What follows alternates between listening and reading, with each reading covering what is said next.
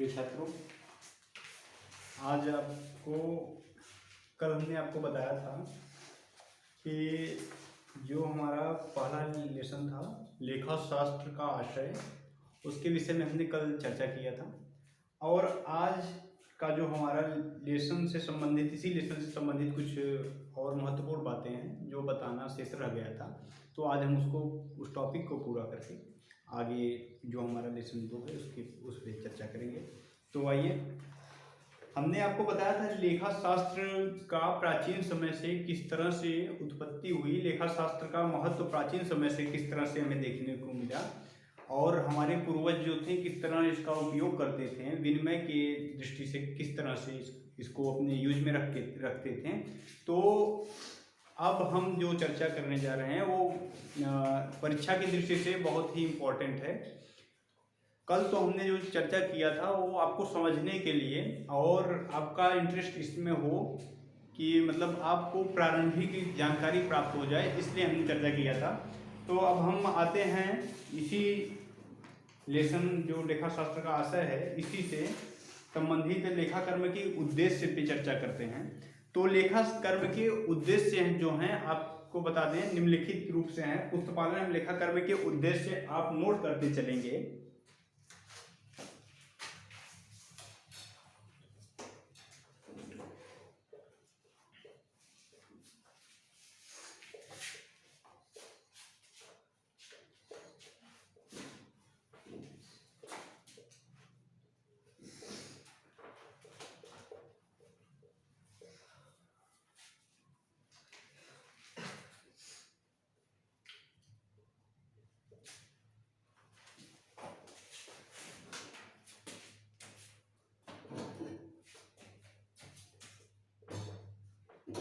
Objects of bookkeeping and accountancy।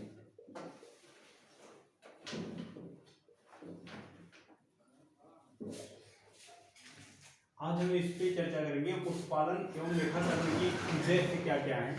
तो पुस्तपालन और लेखा कर्म के उद्देश्य जो आपको पढ़ना है, इसके विषय में आप पहला जो उद्देश्य है इसका कि किस उद्देश्य से बनाया जाता है पुस्तपालन लेखा कर्म, तो आपकी किताब में दिया है क्रय विक्रय तथा शेष रहतियों का ज्ञान। क्रय विक्रय तथा शेष रहतियों का ज्ञान होना अति आवश्यक है। इसके उद्देश्य को समझने के लिए पहला जो हम पढ़ेंगे वो है क्रय विक्रय तथा शेष रहतियों का ज्ञान होना चाहिए। क्रय विक्रय तथा शेष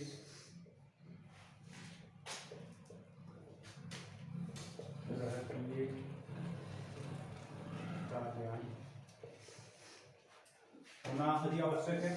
क्रय विक्रय और शेष रहतियों का ज्ञान रहेगा तभी आप पुस्तपालन लेखा कर्म के उद्देश्य को भली भांति समझ पाएंगे। तो knowledge of purchase,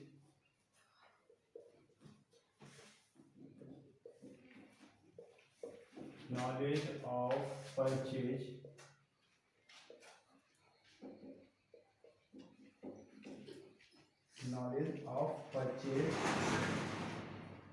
sales and balance stock, sales and balance stock।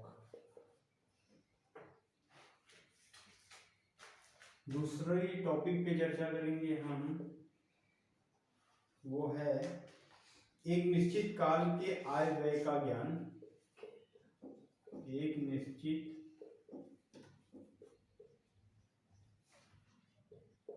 काल के आय व्यय का ज्ञान।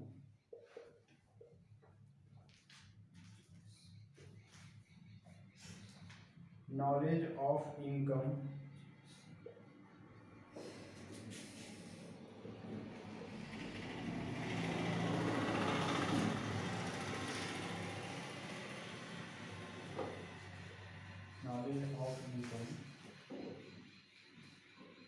Expenditure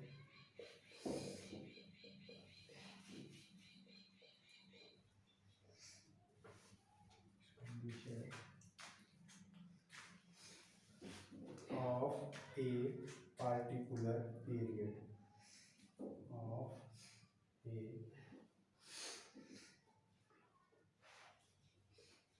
particular period। तीसरा टॉपिक जो हमारा उद्देश्य है, तीसरा उद्देश्य है वो है लाभ एवं हानि का ज्ञान। लाभ एवं हानि का ज्ञान। Knowledge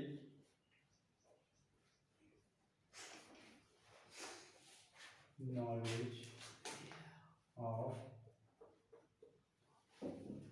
profit and loss.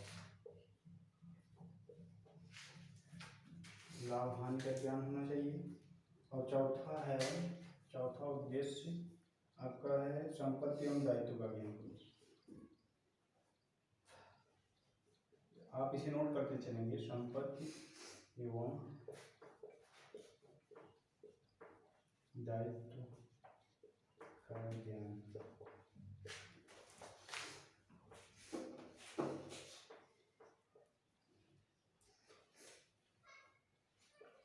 Knowledge of assets and liabilities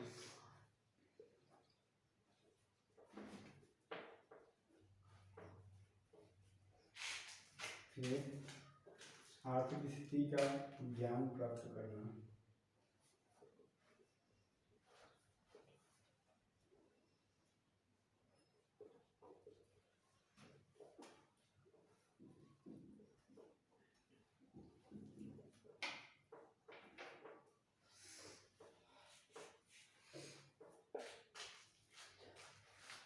Getting knowledge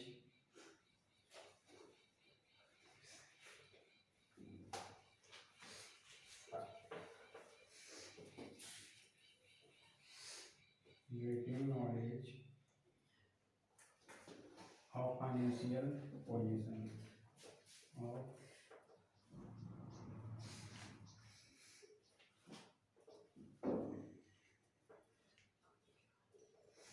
financial position। इस पे चर्चा करेंगे। फिर छठा है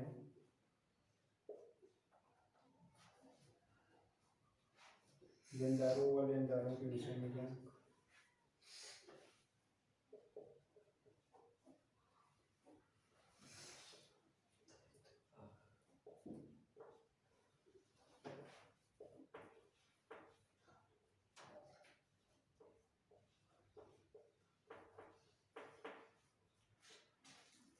Knowledge about debtors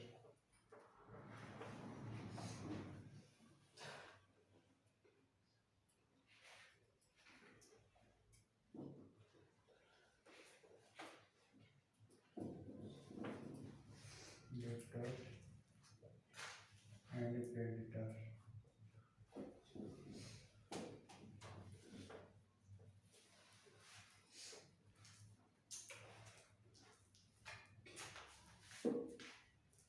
तो आइए पहले हम इतने महत्व को जान लेते हैं, फिर उसके बाद और इसके महत्व कुछ शेष रहेंगे तो उस पर भी चर्चा करेंगे। पहले इसको हम जान लेते हैं इसके विषय में कि इन सब में इसके अंतर्गत क्या क्या होता है। तो देखिए पहला जो है पुस्तपालन एवं लेखाकर्म के उद्देश्य को जानेंगे आज हम। तो है topic objects of bookkeeping and accountancy. जी हाँ, अब इसमें जो हमें पहला है क्या नॉलेज होना चाहिए, उद्देश्य क्या होने चाहिए लेखा शास्त्र के अंतर्गत पुस्तपालन में, जो लेखाकर्म में, बुक कीपिंग अकाउंटेंसी में जो पहला आपका उद्देश्य होगा क्या होगा, क्रय विक्रय तथा शेष रहतिये का ज्ञान। Knowledge of purchase sales and balance stock. आपको क्रय विक्रय तथा शेष रहतिये का ज्ञान होना चाहिए। अब ध्यान दीजिएगा आप कि वित्तीय वर्ष हमारा कब से कब तक का होता है। तो वित्तीय वर्ष आपको बताएं कि 1 अप्रैल से 31 मार्च तक जो है वित्तीय वर्ष होता है। और वित्तीय वर्ष के अंतर्गत क्या होता है, व्यवसाय से संबंधित जो भी हमारे वित्तीय वर्ष के अंतर्गत आय व्यय लाभ हानि उससे संबंधित सकल लाभ सकल हानि, ग्रॉस प्रॉफिट ग्रॉस लॉस, शुद्ध लाभ शुद्ध हानि, नेट प्रॉफिट नेट लॉस, उसके बाद जो पूर्ण रूप से बैलेंस शीट आर्थिक चिट्ठा तुलन पत्र बनाया जाता है, उससे हमें अपने व्यवसाय की वित्तीय वर्ष में आर्थिक स्थिति का पता चलता है। तो सर्वप्रथम हमें ये तो मालूम होना चाहिए कि हमने कितना क्रय किया था और कितना सेल्स किया। क्रय और विक्रय की जानकारी होना अति आवश्यक है। कितने का माल हमने खरीदा था वित्तीय वर्ष के अंतर्गत और कितना हमारा स्टॉक बच गया और कितना बेचना हमारा शेष रह गया, और या फिर स्टॉक उसे ही बोलते हैं जो बेचने से शेष रह जाता है वर्ष के अंत में, उसे हम स्टॉक रहतियाँ बोलते हैं। तो ये जानना अति आवश्यक, जानकारी होना आवश्यक है कि हमारा जो व्यय हुआ है क्रय पे, जो विक्रय पे व्यय हुआ है, विक्रय करते संबंधित जो व्यय हुआ है, गाड़ी वाहन भाड़ा ये सब भी इंक्लूड किया जाता है। तो जो हम बनाते हैं अंतिम खाते बनाते हैं, फाइनल अकाउंट जो हमारा बनता है 1 अप्रैल से 31 मार्च के अंतर्गत, लास्ट में 31 मार्च को जो हमारा फाइनल अकाउंट बन के तैयार होता है, तो उसमें सर्वप्रथम जो बनता है हमारा अंतिम खाते के अंतर्गत पहला जो खाता बनाते हैं हम व्यापारिक खाता ट्रेडिंग अकाउंट बनाते हैं। ट्रेडिंग अकाउंट के अंतर्गत हमें क्या उद्देश्य क्या प्राप्त होता है, ट्रेडिंग अकाउंट के अंतर्गत हमें सकल लाभ तथा सकल हानि gross loss and gross profit की जानकारी होती है कि वित्तीय वर्ष में हमें कितना लाभ हुआ और कितना हानि हुआ, इसका सकल लाभ और हानि में ज्ञात होता है। उसके बाद अगले टॉपिक जो होता है हमारा अगला खाता जो बनाते हैं वो प्रॉफिट एंड लॉस अकाउंट का होता है, यानी लाभ हानि खाता का। तो लाभ हानि खाता के अंतर्गत हमें शुद्ध लाभ और शुद्ध हानि ज्ञात होता है। व्यापारिक खाता के अंतर्गत आपको याद हमेशा दिमाग में रखना होगा कि सकल लाभ सकल हानि का ज्ञान होता है। और उसके बाद जब हम लाभ हानि खाता बनाते हैं तो उसमें हमारा शुद्ध लाभ और शुद्ध हानि के बारे में ज्ञात होता है। अब उसके बाद जो अंतिम खाते के अंतर्गत बैलेंस शीट बनता है, उसके अंतर्गत हमारी वित्तीय वर्ष के अंतर्गत हुए सभी प्रकार की आर्थिक स्थिति जो हमारी रह गई है उसके बारे में जानकारी प्राप्त होता है। कितना पूर्ण रूप से हम किस स्थिति में हैं अपनी स्थिति को जान लेते हैं, इसलिए बैलेंस शीट बनाया जाता है। तो सर्वप्रथम यही विक्रय तथा शेष की जानकारी अति आवश्यक है। फिर उसके बाद आते हैं दूसरा टॉपिक जो दिया है उद्देश्य दूसरा है एक निश्चित काल के आय व्यय का ज्ञान। निश्चित समय में कितना आय व्यय हुआ हमारा उसका ज्ञान होना अति आवश्यक है। फिर उसके बाद तीसरा उद्देश्य है लाभ एवं हानि का ज्ञान। लाभ और हानि का ज्ञान आपको निश्चित तौर से अगर व्यापार करेंगे तो आपने कितना क्रय किया कितना विक्रय किया, अगर हमारा विक्रय जितना हम वस्तु जितने मूल्य प्राइस में क्रय किए थे और जितना वस्तु हमने जितना क्रय किया था उसे पूरा जितने मूल्य में हमने विक्रय किया उसका योग अगर विक्रय का योग अगर क्रय से ज़्यादा हो जा रहा है तो हमें निश्चित तौर पे लाभ होगा। तो लाभ बराबर विक्रय मूल्य, उसमें से माइनस करेंगे क्रय मूल्य तो लाभ हमें प्राप्त हो जाएगा। अगर आपको बता दें, आपको क्वेश्चन आएगा अगर परसेंट पूछ लिया कितना प्रतिशत लाभ हुआ तो आपको ज्ञात करने के लिए सर्वप्रथम क्या करना पड़ेगा, लाभ निकालेंगे। लाभ बराबर क्या होता है विक्रय मूल्य माइनस क्रय मूल्य। उसके बाद अगर परसेंटेज लाभ निकालना होता है तो लाभ गुणे 100 बटे क्रय मूल्य करते हैं। ठीक उसी प्रकार अगर हानि हुआ रहता है हमें तो हानि मतलब क्रय मूल्य ज्यादा होगा, किससे विक्रय मूल्य से ज्यादा होगा। तो क्रय मूल्य माइनस विक्रय मूल्य मतलब क्रय मूल्य में से विक्रय मूल्य घटा करके जितना आएगा हमारा वो हानि होगा। और हानि को परसेंट में कैसे निकालते हैं, हानि गुणे 100 बटे क्रय मूल्य। हम बटे में क्रय मूल्य दोनों तरफ रखेंगे, लाभ होगा तब भी बटे में क्रय मूल्य रहेगा और हानि होगा फिर भी बटे में क्रय मूल्य रहेगा। तो इसकी अति आवश्यक ये बात हुई कि लाभ हानि का आपको पूर्ण रूप से ज्ञान होना अति आवश्यक है। तो अब आते हैं चौथे टॉपिक पे, जिन सब पे चर्चा की है। चौथा टॉपिक हमारा है संपत्ति एवं दायित्व का ज्ञान। आपकी संपत्ति क्या है, एसेट्स आपका क्या है, और दायित्व जो हमारे एसेट संपत्ति है और जो हमारी देनदारियां हैं, दायित्व मतलब देनदारियां जितना हमें देना है किसी को, वो उसके बारे में हमें जानकारी होना अति आवश्यक है। उसका लिखित विवरण भी हम रखते हैं ताकि हमें भविष्य में भूल पड़ने पर हम उसे देख लें। जैसा हमने चर्चा भी किया था कि पहले लिख और पीछे दे, भूल पड़े कागज से ले। अब जो इसके पहले वीडियो बना था और जो इसके पहले क्लास चला था उसमें हमने चर्चा किया था, तो वो बहुत आवश्यक होता है। फिर उसके बाद आते हैं पांचवा जो उद्देश्य है हमारा, आर्थिक स्थिति का ज्ञान प्राप्त करना। आर्थिक स्थिति आपका कैसे मालूम पड़ेगा, आपकी आर्थिक स्थिति क्या है? आर्थिक स्थिति का ज्ञान वित्तीय वर्ष के अंत में जो हम फाइनल अकाउंट बनाते हैं उसका जो बैलेंस शीट है वो हमारे आर्थिक स्थिति का ज्ञान कराता है कि हमारी आर्थिक स्थिति प्रेजेंट समय में क्या है, हम व्यापार में कितना मुनाफा कमाए हैं और कितना हमें हानियां उठानी पड़ी है। इन सभी संबंधित जानकारियां हमें किससे होती है? आर्थिक स्थिति यानी बैलेंस शीट बनाने के बाद जो होता है वो हमें पूर्ण रूप से बता देता है कि लाभ हुआ या हानि हुआ, हमारी स्थिति इस समय किस कंडीशन पे हम हैं। ठीक, आर्थिक स्थिति का ज्ञान होता है। देनदारों और लेनदारों के विषय में ज्ञान।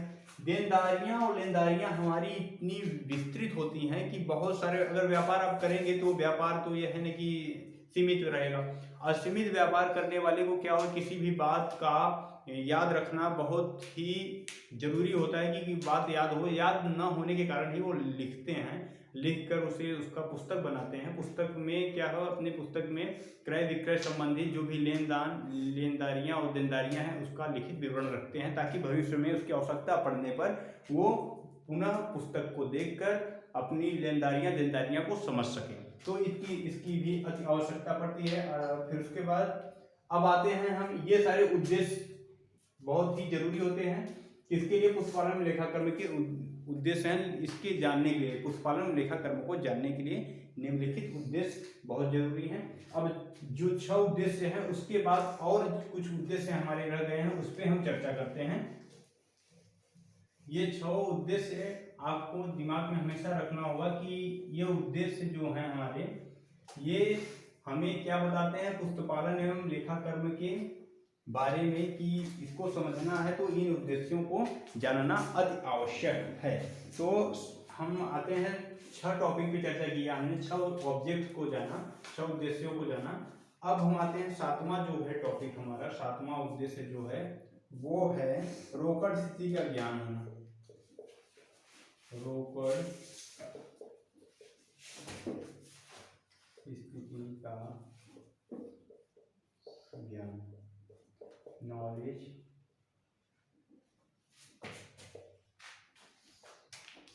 Of cash position.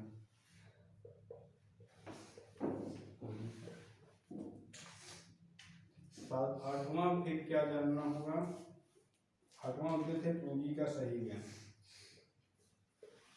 पूंजी का सही ज्ञान,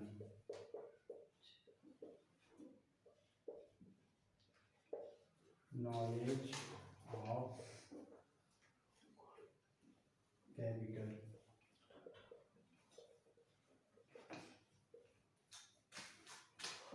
9वां है व्यावसायिक आवश्यकताओं का ज्ञान।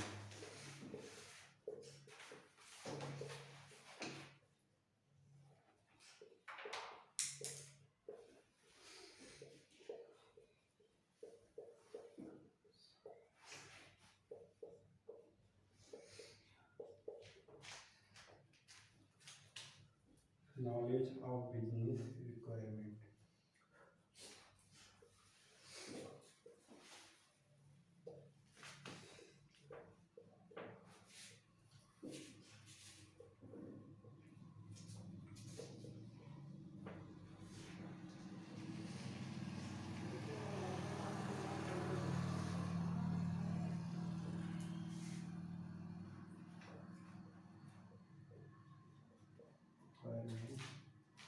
के बाद 10वां हमारा है भूलों से बचाव।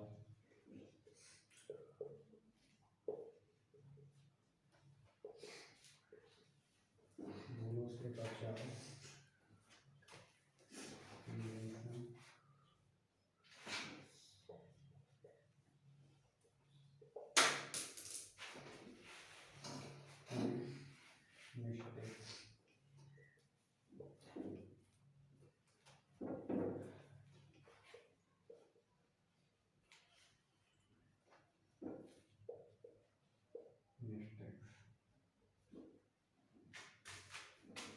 ग्रामा है साख प्राप्ति में सुविधा।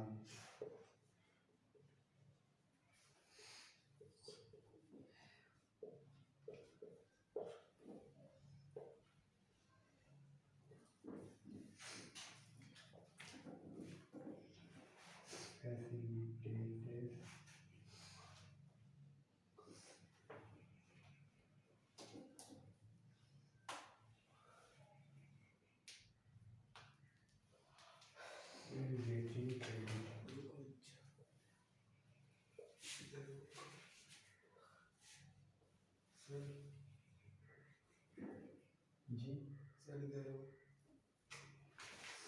लास्ट वाला सर क्या लिखे? 11th साख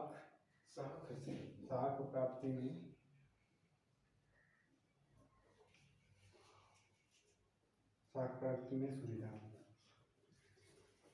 इसे आप नोट कर लीजिए।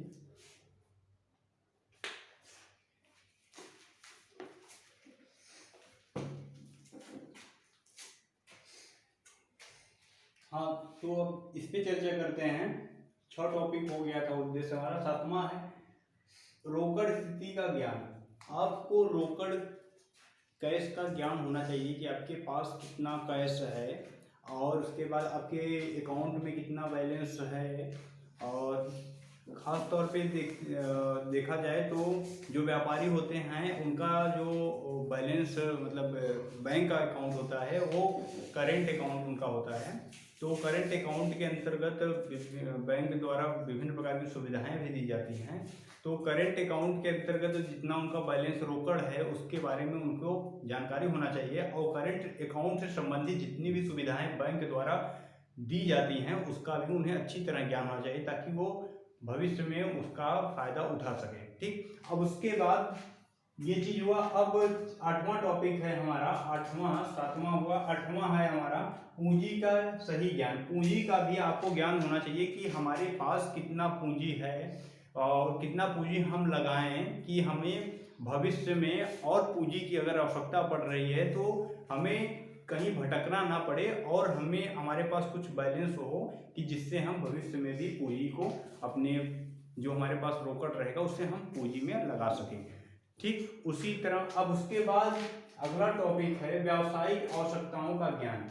व्यवसाय में कौन कौन से ऐसे हिंट्स होते हैं, कौन कौन से हेडिंग होते हैं, ऐसे होते हैं जिसकी अति आवश्यक जानकारी होना बहुत ही जरूरी होता है कि ये हमें कुछ अनुभवी व्यवसायियों से सीख लेना चाहिए और या फिर पुस्तकों के द्वारा हमें इसका अध्ययन करके तब व्यवसाय के क्षेत्र में अपना कदम आगे बढ़ाना चाहिए। फिर उसके बाद अगली टॉपिक पे चलते हैं, भूलों से बचाव। आप भूलों से बचाव के लिए हमने बताया कि भूल से बचाव के जो अति आवश्यक कदम है हमारा यही है कि पहले लिख और पीछे दे, भूल पड़े कागज से ले। लिखावट जो है आपकी, अगर आपने किसी भी लेन देन का लिखित विवरण रखा है अपने पास तो भविष्य में आप हमेशा भूल से बचे रहेंगे और आपको हमेशा कोई भी किसी भी प्रकार का दिमाग में आपको टेंशन नहीं होगा कि आपको ये नहीं कि याद रखना होगा कि इनको कितना देना है, उनसे कितना देना है। ये सब सारी बातें जो हैं आपके दिमाग में नहीं रहेंगी और आप एक अच्छे व्यवसाय के रूप में उभरेंगे। अब आते हैं अगली टॉपिक पे,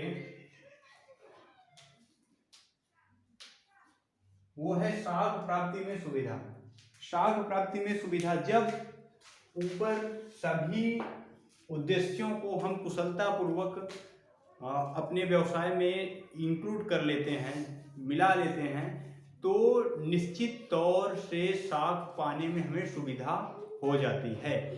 ये इस प्रकार से हमारा जो बही खाता तथा पुस्तपालन के ये सारे उद्देश्य थे। इनके विषय में इन उद्देश्यों को जानने के पश्चात ही एक व्यवसायी कुशल व्यवसायी कहलाता है, जब वो बही खाता, पुस्तपालन तथा बही खाता के से संबंधित ये सभी उद्देश्य को अपने जीवन से संबंधित जो भी व्यवसाय की दिनचर्या रहेगी उसमें यूज कर सकता है। कब? जब उसको इसकी जानकारी होगी, नॉलेज होगा, तभी वो अपने जीवन में जोड़ सकता है। तो इसके लिए अति आवश्यक है कि इसकी जानकारी होना। तो आज हमने क्या देखा कि पुस्तपालन में लेखाकर्म के जो उद्देश्य हैं उसको हमने चर्चा किया। अब उसके बाद इसी तरह से पुस्तपालन एवं लेखाकर्म के और सभी पुस्तपालन और लेखाकर्म से संबंधित जो अंतर हैं उसको भी जानेंगे कि आखिर इन दोनों में अंतर भी तो होना चाहिए। अंतर, पुस्तपालन अलग चीज़ है, लेखाकर्म अलग चीज़ है, इसको भी हम जानेंगे कि पुस्तपालन और लेखाकर्म में किस प्रकार से अंतर है। पुस्तपालन, और आपको ये कंफ्यूजन नहीं रखना हो है कि पुस्तपालन और बही खाता था पुस्तपालन एक ही है, बुक कीपिंग एंड अकाउंटेंसी दोनों एक ही हैं। लेकिन 3 शब्द आपके दिमाग में हमेशा नेगेटिव बातें पैदा कर सकती हैं, आपको कंफ्यूज कर सकती हैं। एक है बही खाता पुस्तपालन, बही खाता पुस्तपालन को ही करते हैं, और दूसरा है खाता बही। अब देखिएगा, बही खाता तथा पुस्तपालन को कहते हैं बुक कीपिंग, ये दोनों एक ही हैं, बुक कीपिंग। इसे आप हमेशा दिमाग में रखेंगे कि बही खाता पुस्तपालन किसे कहते हैं, बुक कीपिंग को ही, दोनों एक ही हैं। अगर हम कोई बोल रहा है बही खाता के विषय में तो मतलब वो पुस्तपालन पे भी चर्चा कर रहा है, अगर कोई पुस्तपालन पे चर्चा कर रहा है मतलब वो बही खाता पे भी चर्चा कर रहा है। उसके लिए आपको कन्फ्यूजन नहीं होना है। लेकिन कन्फ्यूजन यहाँ हो जाती है हमें कि खाता बही खाता को ही हम